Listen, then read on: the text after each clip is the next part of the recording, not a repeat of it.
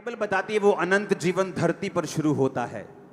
एक व्यक्ति जो डिप्रेशन में है, जो बीमारियों में है, जो निराशा में है, जो रोगों में है, जो खत्म कर चुका अपनी आस को, वो धरती पर भी नरक के समान है।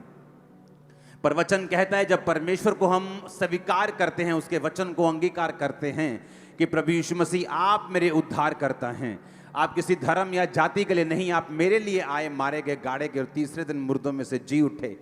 जब आप प्रभु यीशु मसीह को स्वीकार करते हैं, बाइबल कहती है वो अनंत जीवन सिर्फ स्वर्ग जाके ही नहीं आपको मिलता, वो धरती के ऊपर भी परमेश्वर आपका शुरू करता है। इसीलिए परमेश्वर ने कहा जो विश्वासी होंगे उनका वंश बचाया जाएगा। तो वंश कहां बचाया जाएगा? स्वर्ग में के नीचे? क्योंकि वहां तो कोई वंश नहीं है, वहां कोई शादी नहीं है, वहां कोई एंगेजमेंट नहीं है, वहां कोई डॉक्टर नहीं है, वहां कोई मरीज नहीं है। तो वो अनंत जीवन जिसकी प्रतिज्ञा परमेश्वर ने वचन में की है, वो एक्चुअल में धरती पर ही शुरू होता है। जब आप परमेश्वर को ग्रहण करते हैं, आपके डिप्रेशन खत्म होते हैं, आपके कर्ज खत्म होते हैं, जो बीमारियां जो गरीबी वंशों से चलती आ रही, जब वो खत्म होती है, वो अनंत जीवन जो स्वर्ग में आप पाएंगे, उसका टेस्ट तभी से शुरू हो जाता है आपकी लाइफ में जिस दिन आप प्रभु यीशु मसीह को ग्रहण कर लेते हैं। शैतान को पता है जैसे आप चर्च जाएंगे आपके गुनाह माफ होंगे, आप अनंत जीवन को पाएंगे, आप जीसस क्राइस्ट को पाएंगे, आप मुक्ति को पाएंगे। और मैंने कहा वो मुक्ति वो सिर्फ स्वर्ग में शुरू नहीं होती।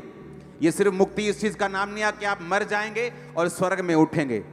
नहीं तो लोग बोलेंगे स्वर्ग किसने देखा है, किसी ने नीचे आके बताया क्या स्वर्ग है, हम कैसे विश्वास कर लें स्वर्ग है?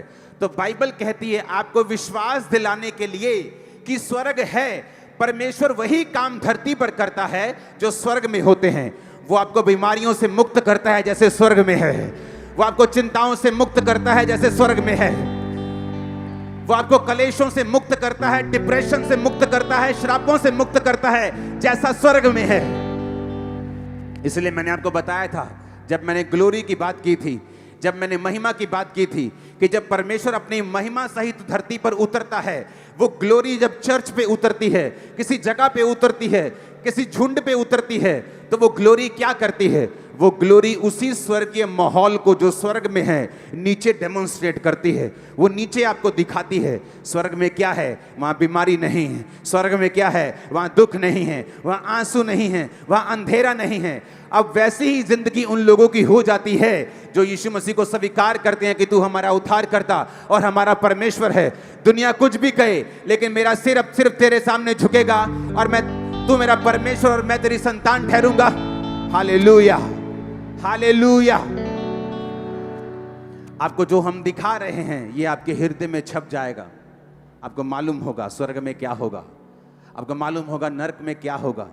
नरक में वो दूत जो आज सेलिब्रेशन करते हैं, जब एक रूह गिरती है, एंड में वो भी बाइबल कहती है आग की झील में डाल दिए जाएंगे।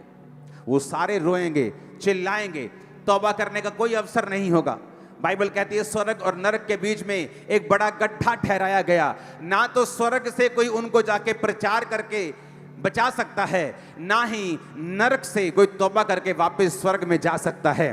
बाइबल कहती है आपको यही धरती पर मौका मिलता है, या तो स्वर्ग चुनने का या नरक चुनने का। यीशु मसीह ने हमको अधिकार दिया है। वो ऐसा परमेश्वर नहीं जो हम पर थोपे। बाइबल कहती चुनाव करने का अधिकार उसने मनुष्य को दिया है। हम अच्छा बुरा चुन सकते हैं, पाप और परमेश्वर चुन सकते हैं, शैतान और परमेश्वर की राह दोनों में से एक चुन सकते हैं। लेकिन बाइबल ये कहती है जो मुझे चुनेगा, जो जीसस को चुनेगा, जो प्रभु को चुनेगा, वो अनंत जीवन का वारिस होगा। परमेश्वर ने कहा अंत के दिन में मैं अपने सामने के लोगों को जो मेरे दाहिने हाथ खड़े होंगे बोलूंगा, परमेश्वर की भेड़ों को बोलूंगा, जाओ और अपने उस स्वर्ग में जाकर एंजॉय करो, राज्य करो जो तुम्हारे लिए तैयार किया गया।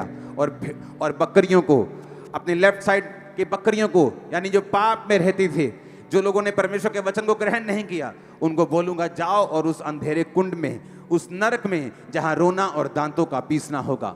हालेलुया। आपको माहौल देख रहे हैं, आप माहौल को, कौम कौम पर चढ़ाई करेगी, राज्य राज्य पर चढ़ाई करेगा, जाति जाति पर चढ़ाई करेगी। ये कहां लिखा है बताओ मेरे को? कहीं दुनिया की किसी पुस्तक में यह नहीं लिखा सिवाय बाइबल के कि धर्म, जात, एक दूसरे पर चढ़ाई करेंगे और पूरा हो रहा है कि नहीं हो रहा। वो बाइबल सच है, वो जानती है फ्यूचर को भी, आने वाले समय को भी। ये सभी निशानियां हैं, हमें तैयार रहना है। जो हमने आज नज़ारा देखा है, स्वर्ग में भी इससे कई लाखों करोड़ों गुना नज़ारा है। यहाँ तो छोटी सी जगह पे हम नज़ारा दिखा सकते हैं थोड़ा थोड़ा, लेकिन जो असली जगह है, जब हम वहाँ पे देखेंगे नज़ारे को, जब यीशु मसीह आपको स्वीकार करेंगे, जब वो आपको अपना बेटा अपनी बेटी कबूल कर लेंगे, जब वो आपको बोलेंगे धन्य है विश्वासियों के दास, जब वो आपको विश्वासियों के दासी बोलेंगे, आप प्राउड करेंगे परमेश्वर के ऊपर। Hallelujah, hallelujah, hallelujah. हमारे YouTube चैनल को सब्सक्राइब करें ताकि आप परमेश्वर के गहरे वेदों को जान सकें कि कैसे आप परमेश्वर में बढ़ सकते हैं, कैसे आप दुष्ट आत्माओं से, नशों से, बीमारियों से और वंशों के श्रापों से आजाद हो सकते हैं।